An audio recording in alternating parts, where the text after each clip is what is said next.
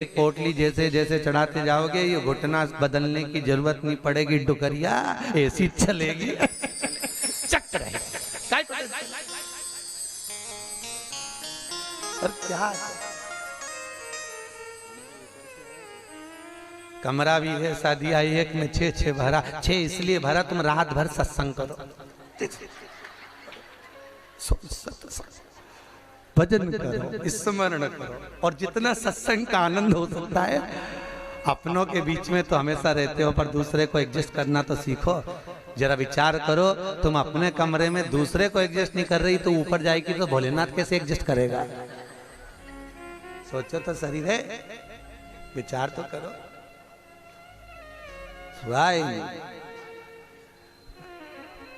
भगवान शिव की कथा है, 24,000 श्लोक शिव महापुराण में है,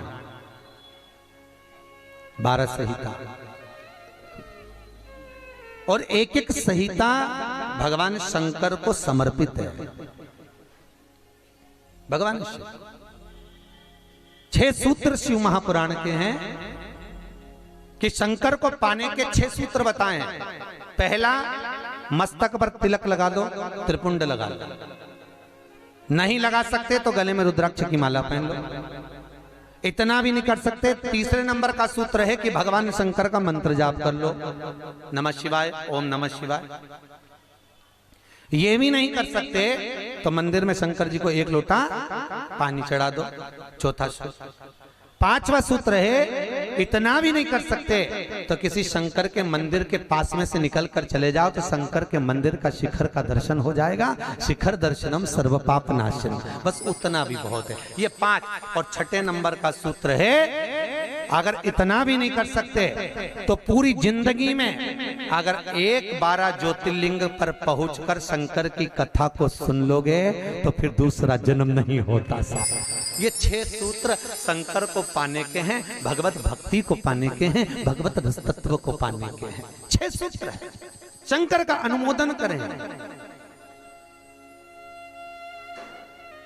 ऐसी कौन सी भूमि है, ऐसी कौन सी जगह है जहां शंकर नहीं है? हर जगह, हर तत्व में, कण कण में, हर जगह पर वही तो समाया है। बस हमारे नेत्र परखैया नहीं है, इसलिए हम पहचान नहीं पाते। बहुत दुनिया के लोग बहुत कम पहचान कर पाते हैं। बस अंतर तब आता है एक घर के बुजुर्ग माता पिता को और एक परमात्मा को लोग अंतिम तक नहीं पहचान पाते। अंतिम तक बहुत कठिन। माता पिता सब कुछ दे देते हैं बच्चों को। एक सास अपनी बहू को जब पसंद करके आती है, जो सास कभी अपनी देवरानी जेठानी की एक अंगूठी नहीं दे वो हाफ सेट देके आ जाती है। सोचो जरा, विचार करो, खुद कैसी भी साड़ी पहने पर बहू को एक से बढ़कर एक चढ़ावे में चढ़ा देती है, तैयार होने का डब्बा भी देती है, नंबर की चप्पल भी देती है, सब कुछ देती है। शादी नहीं होती उससे पहले ना जाने कितना सास बहू को दे आती है। कितना विश्वास सास का बहू पर होगा। और बहू जब पहली विदाई में घर से सास के यहाँ से जाती है तो अलमारी में ताला लगा के चाबी घर ले जाती है। सोचो, सास ने कितना विश्वास करा, सब कुछ दे दिया, और बहू ने ऐसा विश्वास करा कि चाबी तक बटोर के पहली विदाई में ले गई।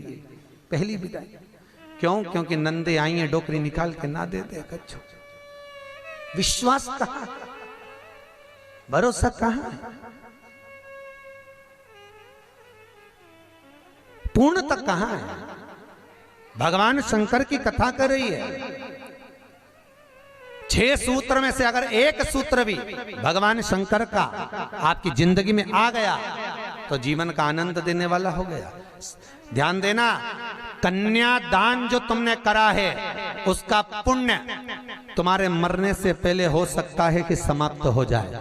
अन्नदान जो तुमने करा है उसका पुण्य हो सकता है तुम्हारे मरने से पहले समाप्त हो जाए। क्योंकि कई लोग कहते हैं हमने कन्यादान करा, हमने वस्त्र दान करा, हमने मुद्रा दान करी, हमने स्वर्ण दान करा, हमने अन्नदान करा, हमने भागवत कराई, हमने रामायण करवाई, हमने गीता करवाई, हमने तीर्थ करे, हमने व्रत करे। ये सारे पुण्य तुम्हारे खाते में हैं। एक पलड़े में तुम्हारे पुण्य रखे हैं, पर एक पलड़े में जो पुण्य इकट्ठे करके रखे हैं तो पाप भी तो देखो कितना करो। पाप भी तो देखो, मालूम पड़े मुंह से किसी की निंदा कर दी, उसी पुण्य में से कम हो गया। हुआ कि नहीं हुआ? अरे बोलो तो सही, अब 200 रुपए लेके आई थी, अब 200 रुपए में से खर्चा करते जा रहे हो तो होगा कि नहीं होगा खर्चा?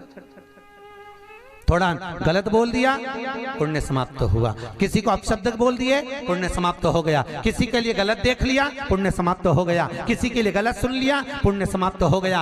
हमने पुण्य तो बहुत कमाया, हमने ढेर पुण्य इकट्ठा करा। कन्यादान, वस्त्रदान, अन्नदान, मुद्रादान, स्वर्णदान, भागवत, रामायण, गीता, यज्ञ, अनुष्ठान, संत पूजा, गुरु पूजा, सब कुछ करी, पुण्य तो ढेर इकट्ठा करा। पर मरने से पहले ये सारा पुण्य तुम्हारा बोलने से, अपशब्द कहने से, ताना देने से, निंदा सुनने से, गलत देखने से समाप्त हो गया। पर शिव महापुराण की कथा कहती है सारे पुण्य तुम्हारे मरने से पहले भले समाप्त हो जाएंगे, पर शिव महापुराण की कथा यदि तुमने भूल से भी 5 मिनट की भी सुन ली तो वो जिंदगी भर अटल और अमर हो जाती है, वो कभी समाप्त नहीं होती। शिव महापुराण की पुण्य कभी समाप्त नहीं होता। शंकर का किया हुआ पुण्य कभी समाप्त नहीं होता।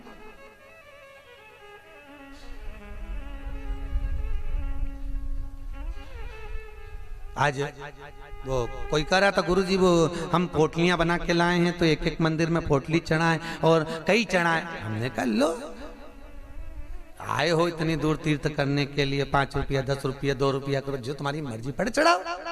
84 महादेव का क्या बार-बार दर्शन करने जाओगे? ब्रज 84 कोस की परिक्रमा तो तुमने ना जाने कितनी बार लगा ली होगी ब्रजमंडल में पहुंचकर, पर 84 महादेव का दर्शन करने के लिए आए हो। और वो 84 महादेव जिसको स्वयं भगवान शंकर की बहन क्षिप्रिया ने प्रकट किया था, शंकर के ही रूप तत्व से 84 रूप में उनको प्रकट किया है। पूरे विश्व में कहीं पर नहीं है, केवल उज्जैन में, केवल उज्जैन। तो भगवान शंकर की कथा कर रहे हैं, भगवान भोलेनाथ का चरित्र वर्णन कर रहा है। 6 सूत्र में से एक सूत्र भी अपनी जिंदगी में उतारा तो जीवन सार्थक हो गया। मात्र भगवान शंकर की पावन कथा का रसतत्व ग्रहण करें। एक देवराज नाम का ब्राह्मण शरीर में ताप पड़ गया, और शरीर में ताप पड़ने के कारण बहुत ताप पड़ा तो शंकर के मंदिर में पहुंच गया, बैठा। अब वहां तो थोड़ी थोड़ी देर में शंकर के मंदिर में कथा हो रही थी, प्रवचन चल रहे थे, शिव महापुराण का चरित्र चल रहा था। और ये थोड़ी थोड़ी देर में पंडित जी चिल्लाए हर हर महादेव। अब जैसे ही पंडित जी चिल्लाए तो इसके शरीर में ताप पड़े, इसको आ रहा बुखार। अब बुखार आए और कहीं का चिल्लाए, सिर दर्द हो और कहीं का चिल्लाए तो बड़ा बुरा लगे महाराज। अब इसको तो बड़ा अंदर से खटकाओ कि बताओ मेरे तो शरीर में ताप पड़ रहा है, महाराज हर हर महादेव चिल्ला रहा, पर बोल सकता नहीं। ताप पढ़ते पढ़ते पढ़ते पढ़ते थोड़ी देर में ये यहाँ से चला शंकर के मंदिर से कथा श्रवण कर कर। थोड़ी देर भले ताप पड़ा, बुखार आया, सिर दर्द हुआ, सब कुछ हुआ, पर शंकर की कथा तो शरीर में पहुंच गई, इस आत्मा तक पहुंच गई। होता है जब घर से चले होगे तो सोचे पाँव दुख रहा है, बुखार आ रहा है, सर दर्द हो रहा, ये हो रहा, वो हो रहा, पर शंकर के धाम में पहुंच गए तो अब ये सोच लो कि तुम शंकर के हो गए, तुम शिव के। यहाँ बिठले सेवा समिति के कहने पर नहीं आए, यहाँ पाठक जी के कहने पर नहीं आए, यहाँ हमारे कहने पर नहीं आए। यहाँ तो हम भी बुलाते तो तुम नहीं आते, क्योंकि ये नगरी महाकाल की है। महाकाल का राजा है महाकाल, और महाकाल राजा का एक नियम है, यहाँ कोई राजा, कोई मंत्री, कोई बड़े से बड़ा राजपाट वाला इस नगरी में रात नहीं रुक सकता। यहाँ का नियम है, क्योंकि यहाँ एक ही राजा, कौन सा? महाकाल राजा, बस उसी का राज्य चलता। तो जब उसके घर में आए हो तो हम कौन बुलाने वाले? बोलो तो सही। उसने बुलाया, उसने ठहराया, उसने खिलाया, उसने घुमाया। 5 दिन घूमो फिरो, उसका दर्शन करो, आनंद करो, घरे जा। घर वाले पूछे कहाँ गई थी तो कहना महाकाल के घर गई थी, उसने बुलाया।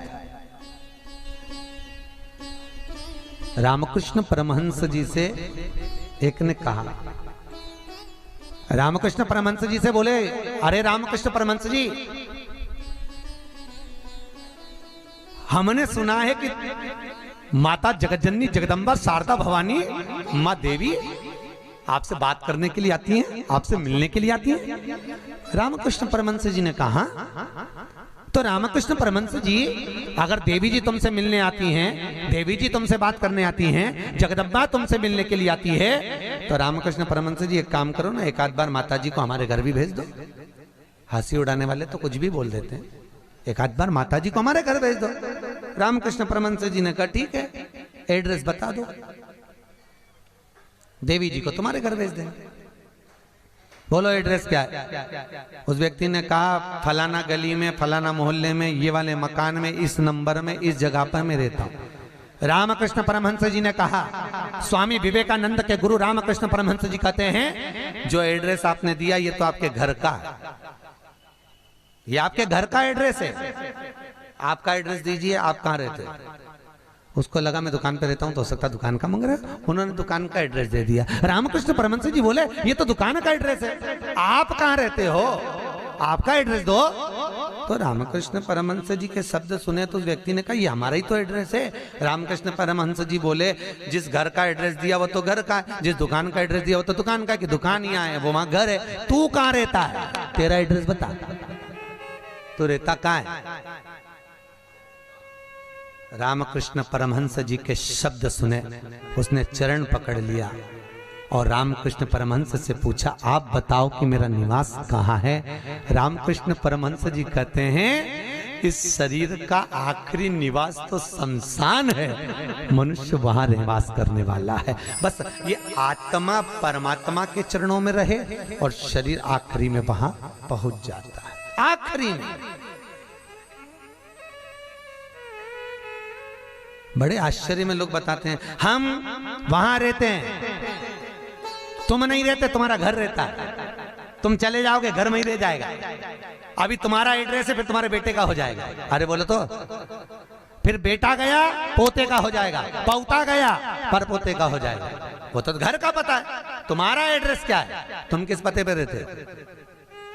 अताना पता जबरदस्ती के लापता घूम रहा, काय का पता तुम्हारा? जबरदस्ती के छाती ठोक के मेरा घर मेरा घर मेरा घर। एक आध दिन यमराज आई गया, उठा के ले गया, सब धाड़ धाड़ रोएंगे। 2-3 महीने के बाद, 4-6 महीने के बाद बेटा नेम प्लेट निकाल के खुद की चिपका देगा, मेरा घर काय का घर तुम्हारा?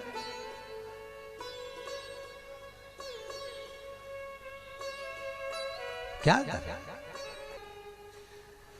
कहा सज धज के जिस दिन मौत की सहजादी आएगी, ना सोना।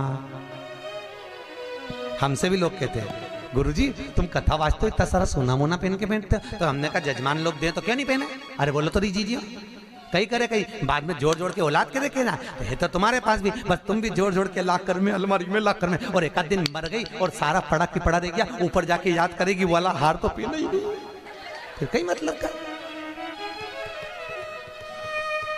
सब पहना कहीं करे वो का।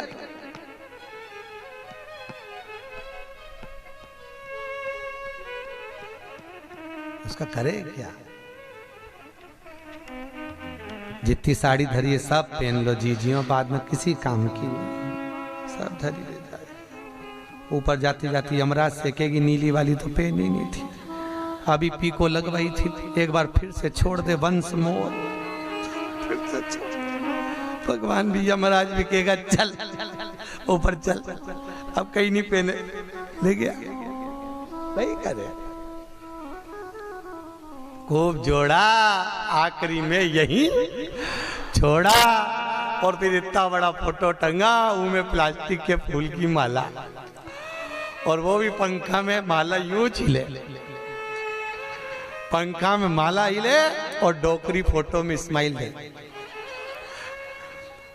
वो डोकरी भी इसलिए स्माइल दे कि बेटी हम भी जोड़ जोड़ के मर गए, यही टंग गए, तुझे भी टंगना है, इसलिए डोकरी भी हंसे, यही टंगे से जोड़ो। कुछ नहीं खाया, खूब जोड़ा, खाना खाने की फुर्सत नहीं थी, साहब सवेरे 8 बजे से रात को 10 बजे तक दुकान नहीं छूटे, एक एक ग्राहक के लिए बैठा दिया, और आखिरी में सब छोड़ के घर के लोग अर्थी पे भी ले गए तो बांध के ले गए, सबको मालूम है मर गया, उसके बाद भी ना जाने क्यों बांध के ले जाते, और खींच खींच के बांध, खींच और खींच और खींच।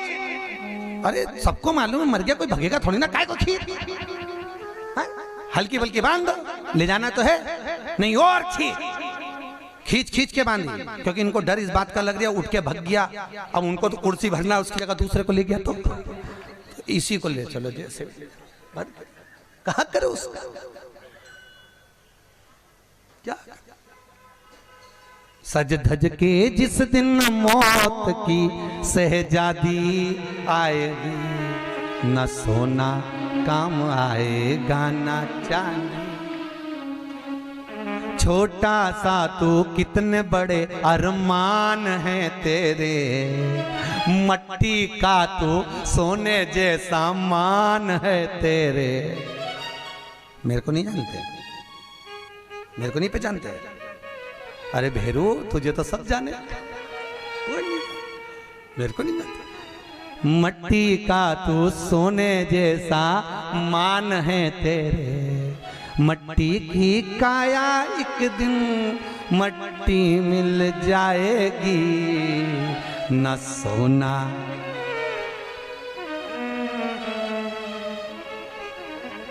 कहीं करोगा फिर।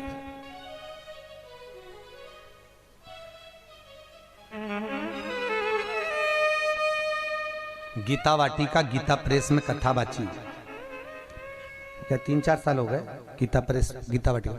उन्होंने कहा गीता वाटिका वालों गुरु जी हमारा गीता प्रेस वालों की ओर से कैंसर हॉस्पिटल चलता है गोरखपुर में, आप चलिए। देखने गए, बड़े बड़े करोड़पति भी अटैची लेकर पैसे की खड़े थे कि मेरे पिता के कैंसर ठीक कर दीजिए। इनका ये पत्नी का कैंसर, अटैचियों में माल भरा था और कह रहे थे ये ठीक कर दीजिए, अटैचियों में माल भरा। काम आ सकता है, अटैची भर कर रखी हुई है,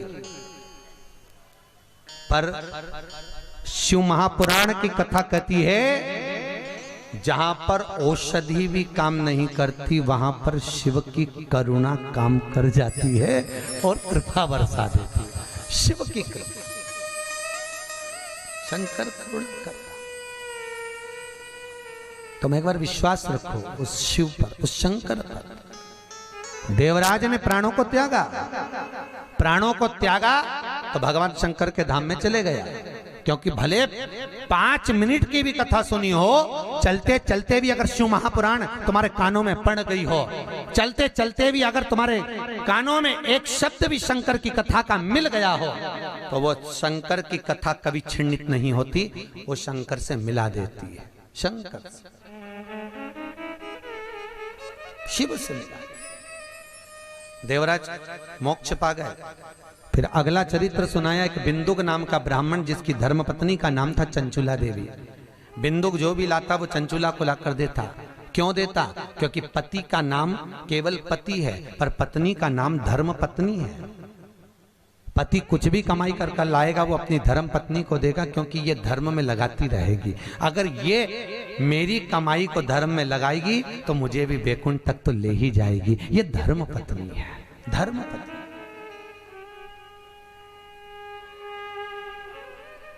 एक कथा के मुख्य यजमान गोपाल मंदिर वाले महाराज जी बने हैं, पंडित जी, पाठक जी, परंतु इनके मन में कथा का आया ना आया वो बात की बात है, पर धर्म पत्नी हमारी भाभी जी, इनका मन में कथा सुनकर मन में भाव आ गया, गुरुजी एक कथा कराओ, बस ये कृपा।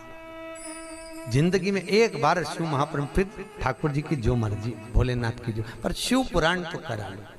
हजारों हजार भागवत, हजारों हजार राम कथा, हजारों हजार गीता का स्मरण करने पर भी जो पुण्य प्राप्त नहीं होता वो मात्र एक दिन की, मात्र 5 मिनट की शिव महापुराण श्रवण करने से प्राप्त हो जाता है साहब। शंकर की कथा का रसतत्व ग्रहण करने से प्राप्त हो जाता है, मात्र एक क्षण की, एक क्षण। और बहुत किस्मत वाले हो साहब, आपके बच्चों ने, आपकी बहुओं ने, आपकी बेटियों ने, आपके परिवार वालों ने आपको जमा कर सूटकेस अटैची जमा कर भेजा है साहब। आपकी बहुओं को, आपके बेटों को, आपकी बेटियों को धन्यवाद दूंगा। उन्होंने कहा मम्मी जाओ, पापा जाओ, हम बोलते हैं, हम बुक कराते हैं। और मैं धन्यवाद दूंगा पाठक जी आपके भी बहन बेटियों को। उन्होंने कह दिया मम्मी तू कथा करवा, पापा आप लग रहो, अपन करते हैं व्यवस्था, सब आनंद होगा, कथा का मस्त हो। ये जीवन का सुख है साहब। याद रखना, कोई एक बेकार काम करते हैं तो हमारे पितरों को लोग देखने तक नहीं जाते, पर घर का एक व्यक्ति भी अगर पुण्य का कार्य कर लेता है तो उसके पूर्वजों की पीठ स्वयं नारायण जाकर थपथपाते हैं कि तेरे वंश में कोई पैदा हुआ जिसने सत्कर्म करा, सत्कर्म किया।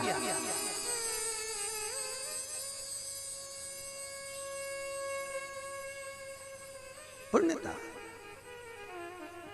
और ये मुख्य यजमान जो बने ये बहुत करोड़पति नहीं है, मंदिर के पुजारी जी हैं। भोपाल मंदिर में पंडिताई करते हैं, पूजा पाठ करते हैं।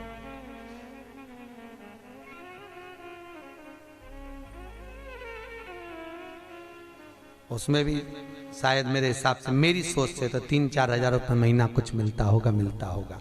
उसके बाद भी मन देखिए कि नहीं, कथा रस तत्व हो महाराज, श्रवण करें, जीवन का सुख पाए। और ये इनके ऊपर जो कृपा हुई है ये पूर्वजों की हुई है कहीं, और आपके ऊपर जो कृपा है, आप जो यहाँ महाकाल की नगरी में बैठे तो तुम्हारा तो है, पर तुम्हारे भी पितरों की ना जाने कितने पूर्वजों का आशीर्वाद होगा। उन्होंने धक्का मारकर तुम्हें महाकाल की नगरी में भेज दिया। कहीं पूर्वजों की, कहीं पितरों का आशीर्वाद, कहीं आहूत और वासुकों का आशीर्वाद जो हमको परमात्मा की शरणागति तक लेकर जा रहा है, भगवान के चरणारविंद तक लेकर। बिंदु को जो लेकर आता वो चंचुला देवी को देता, चंचुला देवी उसको भोग में लगा लेती है, पर चंचुला कभी धर्म में नहीं लगाती। धर्म पत्नी का लक्षण है कि पति की कमाई का एक अंश निकाले और वो ले जाकर कहीं सत्कर्म में, कहीं धर्म में लगा दे। एक अंश निकाल कर वो धर्म में लगाए तो धर्म पत्नी है। पर आजकल की पत्नियां ऐसी हैं, निकालती तो है पति की कमाई का, पर सब डेंटिंग पेंटिंग में लगाई जाती है, वो धर्म में लगा ही नहीं पाती, धर्म में लगे ही नहीं। वो कितना ही प्रयास करें। कई माताओं की आदत रहती है हर बार सोचे सत्यनारायण की कथा कराऊंगी, सत्यनारायण की कथा कराऊंगी,